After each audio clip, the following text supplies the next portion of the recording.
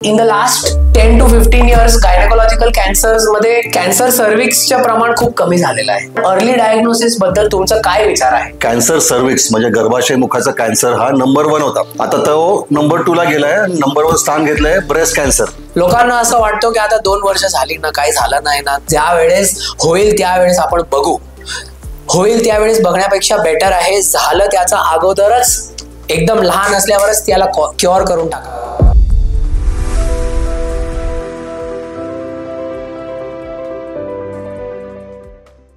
Hello everyone, मी doctor जय मेहता. आज मी actually कोल्हापूरमध्ये आहे. आमचे सिनियर डॉक्टर सूरज पवार इकडचे एकदम प्रख्यात कॅन्सर स्पेशलिस्ट. पुणे आणि बँगलोरमध्ये जर कोणाला कॅन्सर झालं ते 1000 किलोमीटरच्या हायवेवर, तर सूरज पवार सरांना सोडून वेगळं कोण माणूसच नाही तिकडे.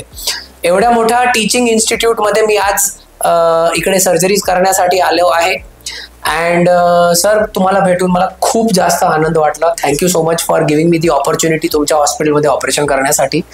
अँड आज ऍक्च्युली एक आपण दोघांच्या common interest point gynaecological cancers. Yes. In the last 10 to 15 years gynaecological cancers मध्ये कॅन्सर सर्व्हिक्सचं प्रमाण खूप कमी झालेलं आहे, बरोबर? आणि ज्या वेळेस आपण डायग्नोज करतात, एस्पेशली टायर 2 टायर 3 सिटीज मध्ये, त्यावेळेला पेशंट ऍडव्हान्स स्टेज मध्येच येतो, बरोबर. सर्जरीचा ऑप्शन सुटतच नाही आणि पेशंटला डायरेक्टली CTRT, ज्याला आपण कॉन्करंट किमो रेडिएशन सांगतात, त्याच्यासाठी पाठवावं लागतो, बरोबर. ह्याच्यावर early diagnosis and good survival, no doubt. सध्या तर किमो आणि रेडिएशन मध्ये पण सर्व्हायवलचे चान्सेस खूप छान आहेत, बरोबर. पण अर्ली डायग्नोसिस बद्दल तुमचा काय विचार आहे?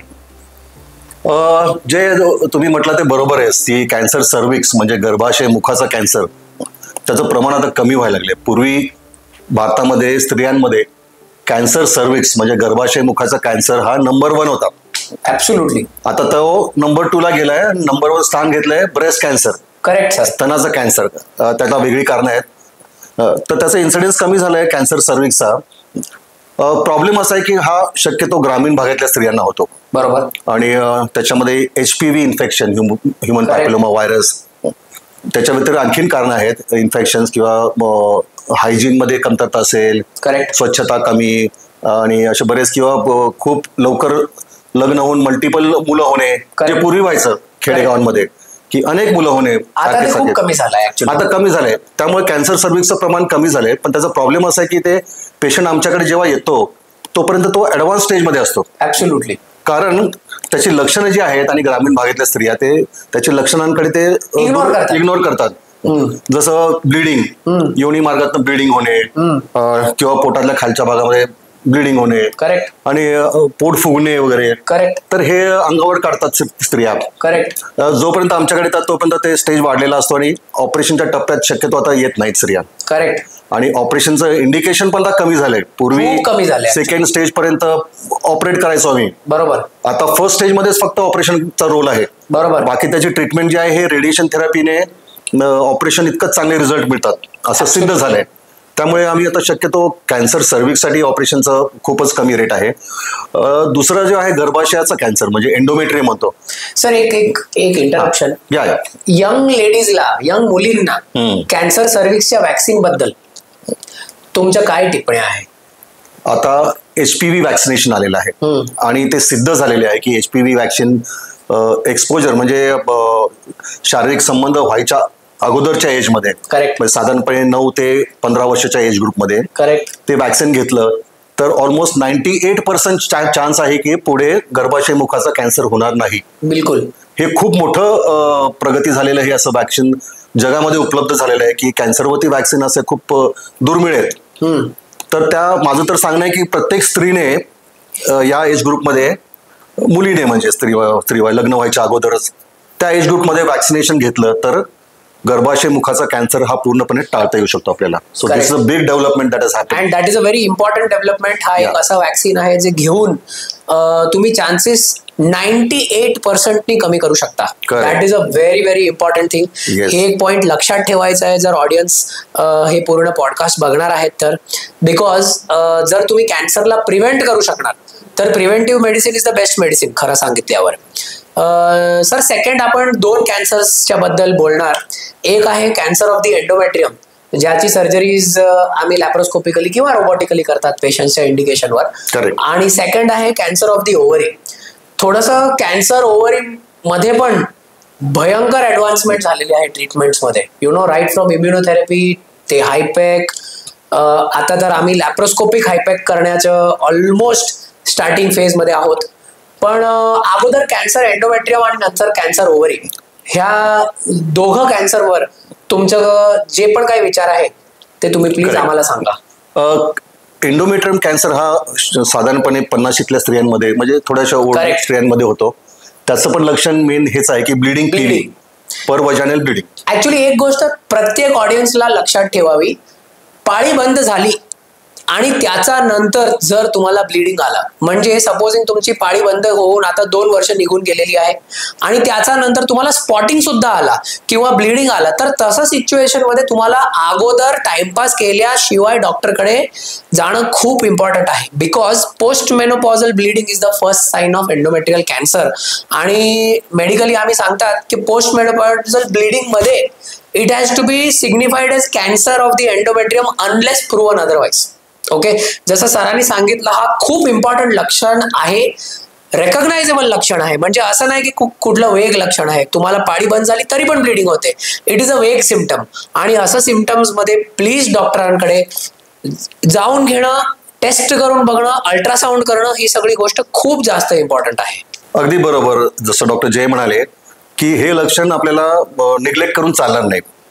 आणि पाळी बंद झाल्यानंतर ब्लिडिंग होणे हे एक महत्वाचं लक्षण आहेच. त्याच्या व्यतिरिक्त पाळी जरी रेग्युलर चालू असेल तर 2 मेन्स्ट्रुअल सायकलच्या मध्ये ब्लिडिंग होणं किंवा एक्स्ट्रा जास्त प्रमाणात रक्तस्राव होणं, ही सुद्धा कॅन्सर एंडोमेट्रियम किंवा कॅन्सर सर्व्हिक्सची लक्षणे आहेत. आणि मग ॲडव्हान्स स्टेजमध्ये पोट फुगणे किंवा पेन होणे हे सगळं आलं. तर कॅन्सर एंडोमेट्रियम जो आहे त्याला प्रामुख्याने ऑपरेशन हीच ट्रीटमेंट राहते. ॲब्सोल्युटली. जसं सर्व्हिक्सला मी म्हटलं रेडिएशन, तसं एंडोमेट्रियमला ऑपरेशनच करावं लागतं. आता हल्ली आम्ही लॅप्रोस्कोपिक आणि इथे कोल्हापूर कॅन्सर सेंटरला आम्ही रोबोटिक पद्धतीने पूर्ण गर्भाशयाची पिशवी मुळासकट काढणे आणि त्याच्या आजूबाजूला जे अवदानं असतात साईडचे वरती पोटामध्ये जाणारे छातीपर्यंत लिम्फ नोड्स असतात ते सगळे काढले जातात. म्हणजे मेजर असं ऑपरेशन आहे आणि अर्ली स्टेजमध्ये त्याचे सक्सेस रेट्स खूप चांगले आहेत. त्यामुळे परत मी इथे सांगतो की अर्ली स्टेजमध्ये आजार पकडणे आणि ट्रीटमेंट करणे. तर माझे असे काही पेशंट्स आहेत पूर्वी 15-20 वर्षापूर्वी ऑपरेट केलेले, अजूनही ठणठणीत आहेत, ऑपरेशन करून क्युअर झालेले आहेत, कारण की ते अर्ली स्टेजमध्ये आपल्याकडे आलेले आहेत. तर एंडोमेट्रियमचं हे सरळ ट्रीटमेंट आहे. ॲडव्हान्स स्टेज असेल तर ऑपरेशन नंतर आपल्याला रेडिएशन थेरपी पण द्यावी लागते. ऍक्च्युली लोक काय करतात, लोक अगोदर सिटी स्कॅन करतात, नंतर MRI करतात, नंतर घरी जाऊन विचार टिप्पणी करतात. लक्षात ठेवा, बायोप्सीच्या रिपोर्टमध्ये जर कॅन्सर ऑफ द एंडोमेट्रियम आलं आणि कुठलं पण थिकंड एंडोमेट्रियम मध्ये डॉक्टर तुमची बायोप्सी घेणारच, आणि ते करून जर असं आलं तर प्लीज तुम्ही तुमच्या डॉक्टरकडे जाऊन ह्याचं करेक्ट निवारण करून घ्यावं लवकरात लवकर. बिकॉज ह्याचं सक्सेस रेट खूप जास्त छान आहे कम्पेअर्ड टू जे नेक्स्ट डिस्कशन आम्ही करणार आहोत, that is on cancer ovary.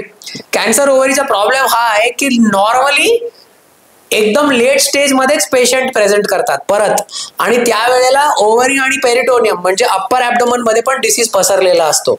असं सिच्युएशन्स मध्ये मल्टीडिसिप्लिनरी अप्रोच जे आपण सांगतात, असं रिजनल कॅन्सर सेंटर सारखं, जसं की सरांकडे कोल्हापूर कॅन्सर सेंटरमध्ये आहे आणि महाराष्ट्रामध्ये वेगळ्या ठिकाणी पण आहे, ते मल्टीडिसिप्लिनरी अप्रोच तुम्हाला लागतील कॅन्सर ओव्हरीमध्ये. आणि सर तुमचं कॅन्सर ओव्हरी बद्दल सगळे जे माहिती आणि विचार आहेत. हा, तर कॅन्सर ओव्हरी हा तसा डेंजरस कॅन्सर आहे, कारण पटकन लक्षात येत नाही. त्यामुळे आम्ही पेशंटना ह्या गोष्टीवर ब्लेम करत नाही. बिलकुल. कारण छोटी गाठ असते बीजकोशाची म्हणजे ओव्हरी, करेक्ट, तर ती त्याची लक्षणच नाही आहेत काही, आणि मग ते हळूहळू वाढत जाते. कारण पोट कसं डिस्टेन्सिबल आहे, वाढतं ते. पोटामध्ये छोटी गाठ असेल तर लक्षातच येत नाही ते, त्याचं बऱ्याच वेळेस पेन होत नाही, काय नाही, आणि जोपर्यंत त्याचं निदान होतं तोपर्यंत ती गाठ वाढलेली असते. किंवा पोट फुगणे, जडपणा, दुखणे हे जेव्हा होतं, वेट लॉस, ॲपटाईट म्हणजे वजन कमी होणे, भूक कमी होणे आणि पोट फुगणे, कधी कधी पोटामध्ये पाणी सुद्धा तयार होतं, आणि मग ते पेशंट आमच्याकडे येतात तेव्हा कळतं की हे कॅन्सर ओव्हरी आहे. त्याच्यामध्ये ब्लडचा एक टेस्ट केला जातो, tumour marker CA-125, CT scan केलं जातं, आणि रुटीन हे केल्यानंतर आता कॅन्सर ओव्हरीमध्ये as you said multi disciplinary operation लागतो. करेक्ट. एकदम अर्ली स्टेजमध्ये खूपच रेअर पेशंट येतात. तर शक्यतो ते ऑपरेशन करून पूर्ण ते काढणे, गाठ, बीजकोश, चरबीचा पडदा असतो ज्याला ओमेंटम म्हणतात, आणि पोटातले अवदानं, लिम्फ नोड्स, हे असं मेजर ऑपरेशन असतं. कधी कधी स्ट्रेट फॉरवर्ड होऊन जातं. कधी कधी ओपन केलं तर कॅन्सर इतका पसरलेला असतो की आतलं पूर्ण पेरिटोनियम, म्हणजे आतलं जे लायनिंग आहे पोटाचं, ते पूर्ण पेरिटोनियम काढावं लागतं. आणि इतर अवयवामध्ये चिकटला असेल आतडीला किंवा इतर ठिकाणी तेवढा भाग सुद्धा काढावा लागू शकतो. तर कधी कधी खूप मेजर ऑपरेशन होतं. 8 to 10 hours. आमच्या नॉर्मल काउन्सिलिंग पेशंटला असं असतो की आपण किती पण फास्ट ऑपरेशन करणार, आणि जर हायपॅक लागलं, जे आता आपण सरांबद्दल बोलणार त्यांच्याबद्दल, पण जर पेशंटला हायपॅक लागलं तर approximately surgical time is around 8 to 12 hours. Yes yes yes. तर पूर्वी हे ऑपरेशन करून त्याच्यानंतर किमोथेरपी वगैरे रुटीनली लागतं. आणि नवीन आता हे ज्या गोष्टी आलेल्या आहेत, हायपेक म्हणाले जय सर, की हायपरथर्मिक इंट्रापेरिटोनियल किमोथेरपी, म्हणजे ऑपरेशनच्या वेळेसच पोटाच्या आतमध्ये टेम्परेचर कंट्रोल करून ते किमोथेरपीचं जे औषध आहे ते असं पूर्ण टेंटसारखं करून त्या आतमध्ये औषध एका बाजूने सोडलं जातं आणि दुसऱ्या बाजूने ते, म्हणजे आतल्या पोटाला पूर्ण ते वॉश दिलं जातं. त्याला हायपेक असं थेरपी म्हणतात. ते आपल्या इथे होतंच. आणि त्याच्यामध्ये पण असं ॲडव्हान्सेस आले आहेत की हे हायपेक लॅप्रोस्कोपिक आता सुद्धा सुरू झालेले आहेत. तर पेशंटला जास्तीत जास्त फायदा कसा होईल आणि क्युअर होण्याचे चान्सेस कसे जास्तीत जास्त आहेत, ह्या दृष्टीने आता खूप ॲडव्हान्समेंट झालेल्या आहेत. सर्जिकल ॲडव्हान्समेंट झालेले आहेत. पूर्वीसारखं ब्लिडिंग वगैरे आता होत नाही. पेशंट लवकर रिकव्हरी होतो. पूर्वी ऑपरेशन नंतर कॉम्प्लिकेशन्स खूप व्हायचे, डेथ पण व्हायचे, आयसीयू स्टे लागायचे खूप जास्त, 5 दिवस मिनिमम. आता ॲडव्हान्समेंट एवढे झालेले आहेत की आता आम्ही ब्लडलेस ऑपरेशन करतो. कारण त्याचं इक्विपमेंट, कॉटरी आणि हे वेसल सीलर्स, हे सगळे इतके ॲडव्हान्स आहेत आणि टेक्नॉलॉजी वाढलेली आहे. त्याप्रमाणे सर्जिकल त्याचं अप्रोच पण वाढलेला आहे, स्टँडर्डाइज झालेली आहे ट्रीटमेंट. ऍब्सोल्युटली. पण किमोथेरपी वगैरे हे झाल्यानंतर पेशंटला रेग्युलर फॉलोअप ठेवणं खूप गरजेचं आहे. असं नाही की ट्रीटमेंट संपली. कारण ऍक्च्युली कुठलं पण कॅन्सरमध्ये फॉलोअप ठेवणं म्हणजे it's a part of the treatment. लोक काय सांगतात, आता ऑपरेशन झालं, किमोथेरपी पण झाली, आता म्हणजे आपण सुटलो, असं नाही आहे. मिनिमम 3 years फॉलोअप डिसीजच्या हिशोबाने, मिनिमम 5 years फॉलोअप डिसीजच्या हिशोबाने तुम्हाला ठेवावंच लागतील. बिकॉज सर्वात जास्त रिकरन्स फर्स्ट 2 किंवा 3 years मध्ये असतात. आणि रिकरन्स मध्ये पण जर तुम्ही टाइमली थेरपी घेतली तर तुम्हाला timely disease free survival, life survival हे सगळं तुम्ही वाढवू शकतात. बरोबर की नाही सर? अगदी बरोबर. कारण ते फर्स्ट 2 years मध्ये आजार परत येण्याची शक्यता सर्वात जास्त असते, ज्याला रिलॅप्स म्हणतो मी. त्यामुळे पहिले 2 वर्ष दर 3 महिन्याला फॉलोअप करणं गरजेचं आहे. रेग्युलर टेस्टिंग करणं गरजेचं आहे. ब्लडमध्ये ट्युमर मार्कर्स आणि CT स्कॅन वगैरे इतर टेस्ट जे गरजेप्रमाणे केले जातात. पहिले 2 वर्ष जर पार पडले तर मग आजार परत येण्याची शक्यता खूप कमी होते. तरी देखील आम्ही 5 वर्षापर्यंत रेग्युलर फॉलोअप ठेवावा लागतो, एव्हरी 6 months. ॲब्सोल्युटली. आणि आफ्टर 5 years मग once in a year regular जेव्हा तुम्ही येऊ शकता ते महत्वाचं आहे. तर हे 3 कॅन्सर जे आहेत, गायनेकोलॉजिकल कॅन्सर्स, ह्या कॅन्सर्समध्ये असं झालं म्हणजे घाबरून जायचं कारण नाही आहे. ट्रीटमेंट आता खूप ॲडव्हान्स झालेले आहेत आणि सर्व्हायवल, डिसीज फ्री सर्व्हायवल, तसंच ओव्हरऑल सर्व्हायवल ही खूप वाढलेलं आहे पूर्वीपेक्षा. खूपच वाढलेलं आहे. त्यामुळे कॅन्सर झाला म्हणजे घाबरून जायचं गरज नाहीये. पूर्णपणे क्युअर होऊ शकतो. आणि तुम्ही जेवढं पॉझिटिव्ह मेंटॅलिटी, पॉझिटिव्ह मानसिकता ठेवाल तितके चांगले रिझल्ट्स आपल्याला मिळतात. म्हणजे घाबरून डिप्रेस होऊन जायची गरज नाहीये. पूर्ण आपल्याला लढा द्यायचा आहे कॅन्सर विरुद्ध आणि ट्रीटमेंट पूर्ण कम्प्लीट करणं हे खूप गरजेचं आहे. मध्येच सोडायची नाहीये. हे सगळं कम्प्लीट आपण रॅडिकल ट्रीटमेंट केली तर हा कॅन्सर पूर्णपणे बरा सुद्धा होऊ शकतो. ॲब्सोल्युटली. आय थिंक एक गोष्ट लक्षात ठेवायची आहे, प्रत्येक पेशंटला, तुम्हाला कुठला पण आजार झाला, आज आपण फक्त कॅन्सरचं डिस्कशन करत आहोत, पण कॅन्सरमध्ये पण अ होलिस्टिक अप्रोच, म्हणजे तुम्हाला सपोज सर्जरी वाटली तर सर्जरी, तिच्या अगोदर किमोथेरपी वाटली तर किमोथेरपी, सर्जरीच्या नंतर किमोथेरपी किंवा रेडिएशनची गरज वाटली तर ते, त्याच्यासोबत न्यूट्रिशन थेरपी, त्याच्यासोबत फिजिओथेरपी, त्याच्यासोबत रेडिएशन किंवा रेडिओलॉजिकल इन्व्हेस्टिगेशनची थेरपी. बऱ्यापैकी वेळेस असं सिच्युएशनमध्ये लहान प्रमाणात झालेल्या रिकरन्सला अब्लेशन थेरपी, इंटरव्हेन्शनल रेडिओलॉजी, हे सगळं भयंकर ॲडव्हान्समेंट्स आहे. प्रॉब्लेम असा आहे, जसं सरांनी सांगितलं तसं, की आपल्या कंट्रीमध्ये लोक फॉलोअप बरोबर ठेवत नाही. लोकांना असं वाटतं की आता 2 वर्ष झाली ना, काही झालं नाही ना, ज्या वेळेस होईल त्यावेळेस आपण बघू. होईल त्यावेळेस बघण्यापेक्षा बेटर आहे झालं त्याचा अगोदरच, एकदम लहान असल्यावरच त्याला क्युअर करून टाकावं. आणि I think that is a very important message. त्याच्यासोबत सरांनी एवढं इम्पॉर्टंट प्रिव्हेन्शनवर मेसेज दिलेला आहे. यंग गर्ल्स तुमच्या फॅमिलीमध्ये असेल तर तुम्ही सर्वायकल कॅन्सरचं वॅक्सिन तुमच्या जवळपासच्या डॉक्टरकडे जाऊन, आय थिंक पूर्ण इंडियामध्ये इन्क्लुडिंग टायर 1 पेक्षा टायर 4 सिटीज पर्यंत सर्वायकल कॅन्सरच्या वॅक्सिन प्रत्येक ठिकाणी अवेलेबल आहे. आणि ते वॅक्सिन घेऊन टाकणं, इनफॅक्ट खूप स्कूल्सनी पण असं वॅक्सिनेशनचे ड्राईव्ह ऑर्गनाईज केलेले आहे पूर्ण महाराष्ट्रामध्ये, पूर्ण इंडियामध्ये. असं सिच्युएशन्समध्ये भीती ठेवू नये, पार्टिसिपेट करा ते सगळं ड्राईव्हमध्ये आणि reduce your chances for cancers. Suraj sir, तुम्ही एवढं टाइम काढून आमच्यासोबत बोलले त्याच्याबद्दल खूप खूप थँक्यू, खूप खूप आभार. आणि तुमचे पार्टिंग मेसेज आणि कन्क्लुजन मेसेज ऑडियन्ससाठी प्लीज द्या. मला काही महत्वाच्या गोष्टी सांगायच्या आहेत ह्या गायनेकॉलॉजी, स्त्रियांमध्ये होणारे जे गायनेकॉलॉजी कॅन्सर्स बद्दल. एक म्हणजे तुम्हाला शरीरामध्ये कुठलाही बदल जाणवला, विशेषतः गायनेक कॅन्सरसाठी ब्लिडिंग होणे, अति जास्त प्रमाणात ब्लिडिंग होणे योनी मार्गाने, आणि मेन्स्ट्रुअल सायकल संपल्यानंतर जर ब्लिडिंग झालं म्हणजे मासिक पाळी बंद झाल्यानंतर, तर ते एक डेंजर सिग्नल आहे असं समजा. आणि वेग सिम्पटम जे काही आहेत म्हणजे ओव्हरी कॅन्सरसाठी की पोट फुगणे, जडपणा वाटणे पोटामध्ये, अशक्तपणा येणे, भूक कमी होणे, ही लक्षणं असेल तर तुम्ही ताबडतोब डॉक्टरांकडे जाणं गरजेचं आहे. सगळे रिपोर्ट्स निगेटिव्ह आले तर सर्वात उत्तम, पण असं नाही व्हायला पाहिजे की मला लक्षणं होते पण मी डॉक्टरांना दाखवलंच नाही, sonography, CT scan, blood test केलेच नाहीत आणि मग ॲडव्हान्स स्टेजमध्ये तुम्ही आमच्याकडे आलात. असं होता कामा नये, कारण हल्ली हे टेस्ट वगैरे एवढ्या सोप्या आहेत आणि कुठलंही तुम्हाला लक्षण आलं तर तुम्ही ताबडतोब जाऊन चेक करायचं, त्यात काही मोठी गोष्ट नाही आहे. आणि ट्रीटमेंट लवकरात लवकर सुरू करणे, रॅडिकल ट्रीटमेंट जे surgery, chemotherapy, radiation therapy, immunotherapy वगैरे बऱ्याचशा ट्रीटमेंट आहेत. दुसरा एक मोठा खूप गैरसमज आहे डॉक्टर जय, की बरेचसे आमच्या ग्रामीण भागातले पेशंट्स आहेत की जे ऑल्टरनेटिव्ह थेरपी म्हणजे मेन आपलं हे ट्रीटमेंट सोडून कुठेतरी झाडपालाची औषधे देणारे डॉक्टर असतात आणि कोणीतरी सांगतं की नाही आमचा पेशंट अमुक होमिओपॅथीने किंवा आयुर्वेदिक ट्रीटमेंटनेच पूर्ण बरा झालेला आहे. मी असं म्हणत नाही की आयुर्वेदिक होमिओपॅथीचा रोल नाही आहे, पण तो मेन ही ट्रीटमेंट झाल्यानंतर जर कोणाला घ्यायचं असेल तर घेऊ शकतात, कारण त्याच्यामध्ये आपलं स्पेशालिटी नाही आहे. पण मेन ट्रीटमेंट जी आहे आपली ही सोडून तुम्ही जर बाकीच्या मार्गाने कोणी हे सांगताय, अमुक सांगताय, तमुक सांगताय, कोणी नातेवाईक मित्रमंडळी, तर त्या चुकीच्या मार्गाने जाऊ नका. कारण असंही होतं, आमच्याकडे पेशंट अर्ली स्टेजमध्ये दाखवलाय आणि नंतर मग 6 महिन्यानंतर परत आलात, अरे तुम्ही कुठे गेलात? नाही आमचं सांगितलं होतं तिकडे एक बुवा आहेत, तिकडे त्यांनी आम्हाला सांगितलंय 100% गॅरंटी देऊन पूर्ण क्युअर करणार, अशी गॅरंटी देतात ते. बरोबर, ती गॅरंटी आपण पण कधी देत नाही. म्हणजे प्रॉपर क्वालिफाईड कॅन्सर स्पेशालिस्ट हे सुद्धा गॅरंटी देऊ शकत नाही, तर ते गॅरंटी देतात म्हणून असे लोक फसतात. करेक्ट. तर तिकडे तुम्ही अजिबात जाता कामा नये. मुख्य आपली जी ट्रीटमेंट आहे ती ट्रीटमेंट पूर्ण करणं गरजेचं आहे. आणि शेवटी मी हे सांगेन की कॅन्सर झाला तर घाबरून जायचं कारण नाही. तुमचं पूर्णपणे योग्य ट्रीटमेंट झाली, अर्ली स्टेजमध्ये पूर्ण ट्रीटमेंट कंप्लीट झाली तर अर्ली स्टेज आणि चांगला कॅन्सर असेल तर तो पूर्णपणे बरा सुद्धा होऊ शकतो. त्यामुळे कॅन्सर म्हणजे कॅन्सल असं नाहीये. कॅन्सरला सुद्धा आपण आता लढा देऊन त्यातनं आपण कॅन्सर वॉरियर होऊन पूर्णपणे बरे होऊ शकतो. आणि it has now become a chronic disease.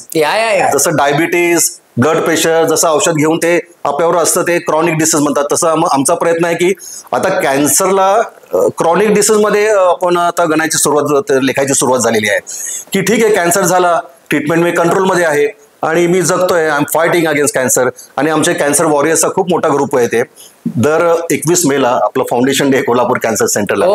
How do we celebrate? We call all our cancer survivors. 1000 लोक इथे येतात आणि त्यांच्यासाठी आम्ही संगीताचा एंटरटेनमेंट कार्यक्रम followed by dinner, 7 course dinner, आणि प्रत्येक जण येऊन तिथे आपली स्टोरी सांगतो, तिथे येऊन गाणी वगैरे म्हणतो, कविता वगैरे सादर करतात. सो एव्हरीबडी ते सगळे मिळतात एकमेकांना, एकमेकांना पॉझिटिव्ह एनर्जी देतात. That's so nice. सो ते इतके लोक आता 1000 लोक सर्वायव्हर्स आणि क्युअर झालेले आहेत. सो डोंट वरी, घाबरायचं कारण नाही. कॅन्सर होऊ नये कोणाला, डेफिनेटली ही माझी सगळ्यांसाठी इच्छा आहे. पण झालाच तर तो अर्ली स्टेजमध्ये पूर्ण ट्रीटमेंट केली तर आता बरे व्हायचे चान्सेस खूप वाढलेले आहेत. Absolutely. Doctor Suraj, thank you so much. एवढं तुमच्या टाईट आणि बिझी स्केड्यूल मधनं आमच्यासाठी तुम्ही टाइम काढलं, पॉडकास्टसाठी टाइम काढलं, लोकांना एवढी माहिती दिली. I am sure everybody across the state of Maharashtra is going to benefit and may their blessings be on you कि आप इतनी मेहनत करते रहे एंड हमारे जैसे डॉक्टर्स को इंस्पायर करते रहे. Thank you so much. Thank you for having me.